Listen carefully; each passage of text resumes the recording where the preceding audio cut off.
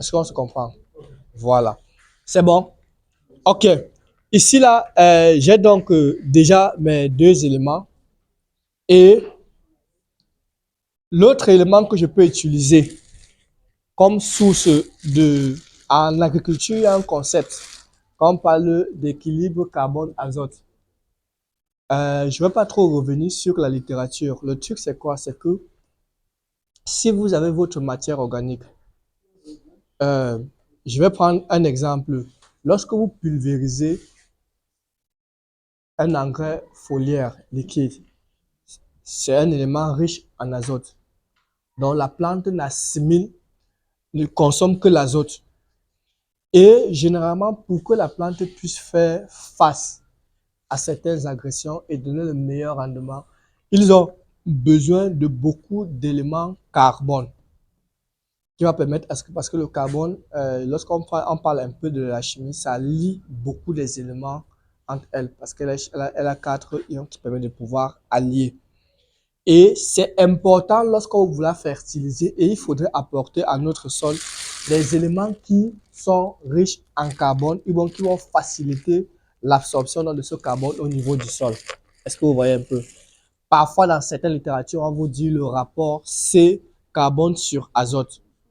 Et on dit que quand ce rapport-là est proche de 30, 22, 30, c'est bon. Ça veut tout simplement dire quoi? Que s'il y a 30 éléments de carbone pour un élément d'azote, c'est bon. Maintenant, qu'est-ce que ça veut dire concrètement?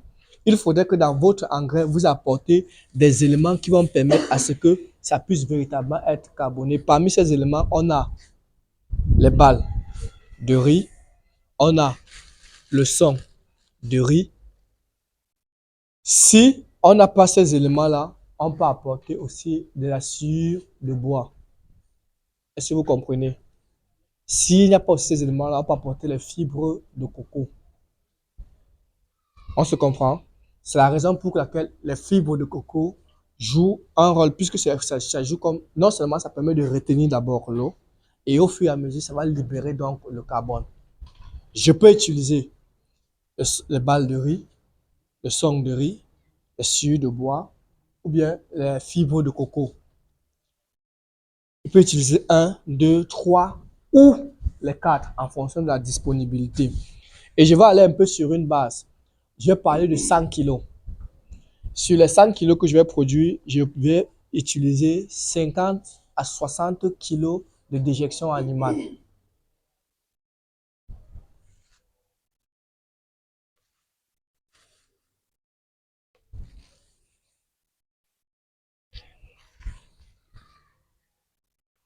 Donc, je vais mettre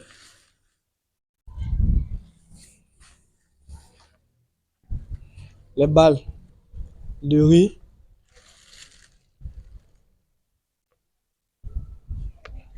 et le sang de riz. S'il y avait la sueur, on mélangeait. S'il y a du copeau, on mélange. Et généralement, on peut apporter entre 5 et 10 kilos de balles de sang ou de sciure de bois. 5 à 10, je ne suis pas figé. Donc, ça peut constituer 5% ou 10%, ce que je veux par là dire. J'ai dit, on peut apporter 50 à 60 kilos de déjection animale. Est-ce qu'on se comprend? 50 à. Le minimum 50, le max, je peux aller jusqu'à 60. C'est compris? Voilà.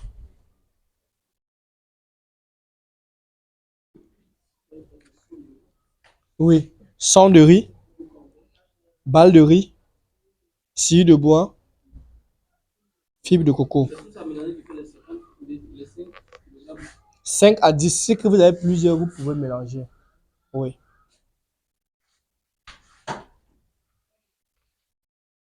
C'est bon? 5 à 10 kilos. On est sur 100 kilos.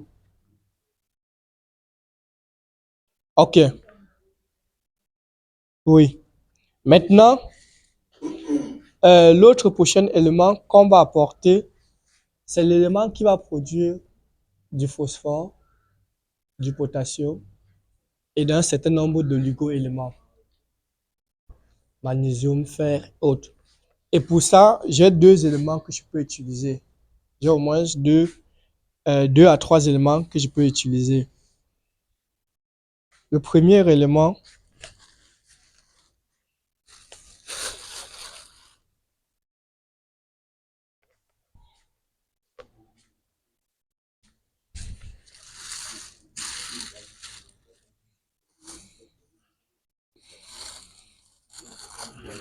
le premier élément que je vois, ok, c'est la cendre de bois. Cendre.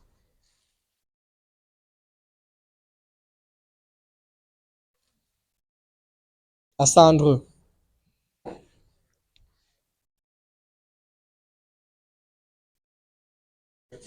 La cendre.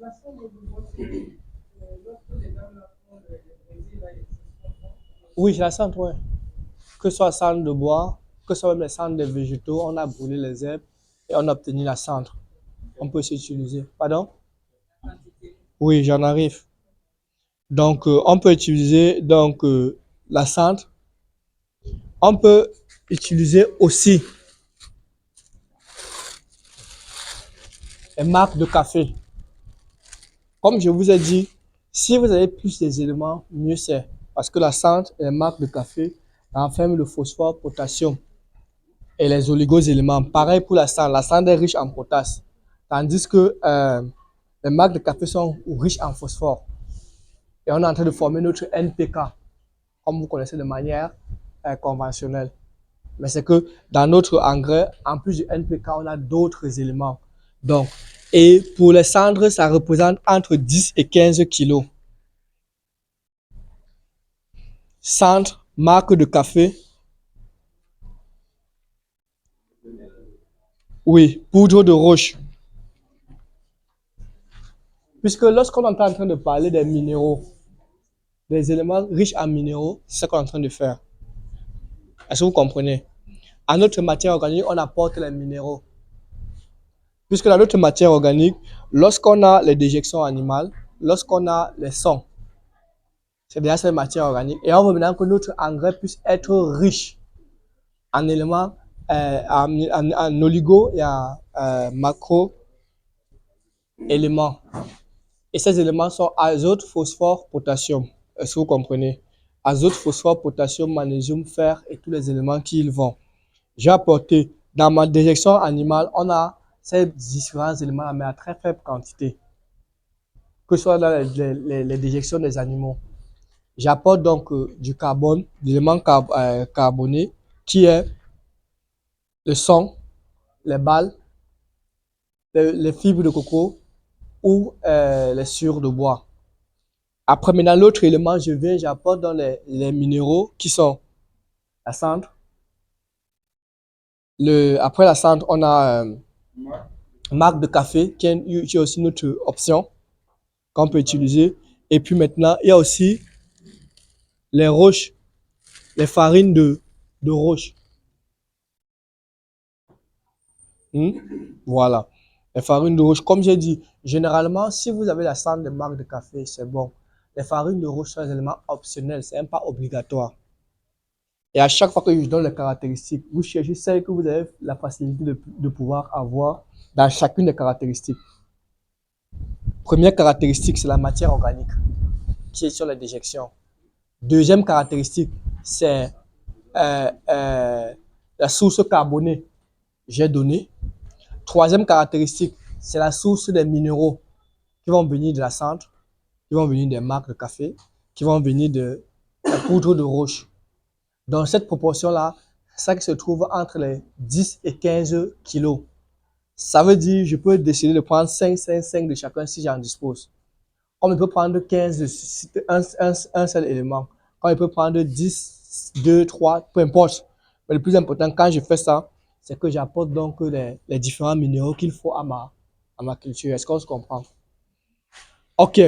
Une fois que j'ai fait ça, je peux maintenant aussi apporter, si je veux aussi apporter du calcium et du magnésium, je peux apporter donc de la poudre des coquilles d'œufs, d'escargot ou d'huîtres en fonction de ce qui est disponible.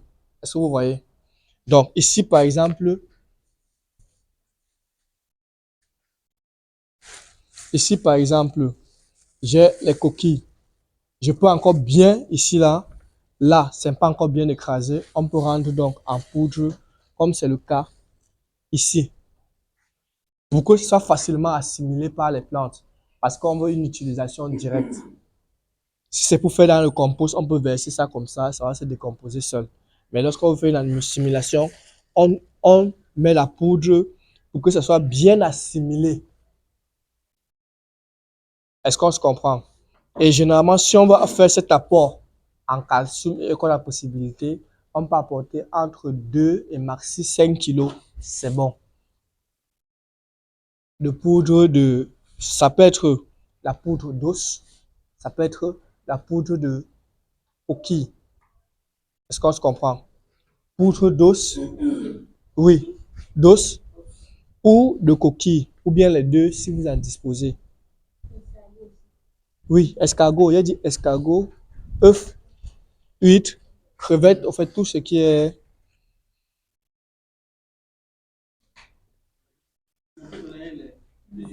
Oui, oui, 2 à 5. Si c'est 2 kilos, ok, c'est bon. Mais maintenant, ce que je veux faire, voilà vous dire, c'est que pour les différents coquilles, c'est même pas obligatoire. Mais je vous donne seulement le rôle. Le problème, c'est que plus votre bokashi serait complet, mieux vos cultures auront ce dont ils ont besoin pour pouvoir mieux se développer. Est-ce que vous comprenez? Est-ce que vous comprenez le sens de la composition de la matière organique? Plus c'est complet, mieux c'est. Et comme j'ai dit, observez et regardez si dans notre catégorie, quel est l'élément qu'il peut facilement obtenir. L'une des choses que je sais, c'est que ici, là, au niveau de la Côte d'Ivoire, c'est facile pour vous d'obtenir les marques de café. Par contre, chez nous au Cameroun, on ne connaît même pas ça. Oui, on ne connaît pas puisque le café tel que c'est ici que j'ai vu ça. La première fois que j'ai goûté, c'était ici. Et puis j'ai aussi vu ça au Sénégal. J'ai vu ça aussi au Gabon parce que bon, comme c'est aussi un peu plus qui a beaucoup de sont venus avec, ouais. Mais au Cameroun, on ne connaît pas. Si je parle de marque de café, personne, on me dit je parle de quoi. Est-ce que vous voyez un peu? Mais c'est quelque chose que je sais que c'est tellement facile d'avoir les marques de café. Et ce qui est, c'est que c'est tellement riche en phosphate.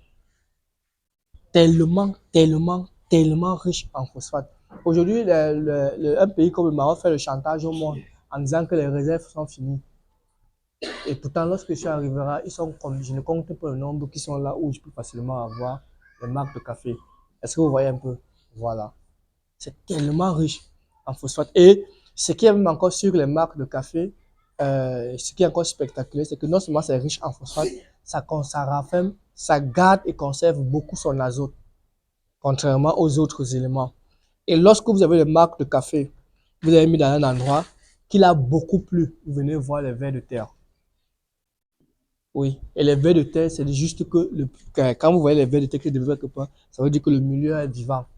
Et quand le milieu est vivant, comme les gens qui font l'habitude, quand par exemple tu fais un titre pour faire l'agriculture dans ton sol, et quand on voit les vers de terre, ça veut donc dire que ton sol a un niveau de capacité de matière organique est tellement riche.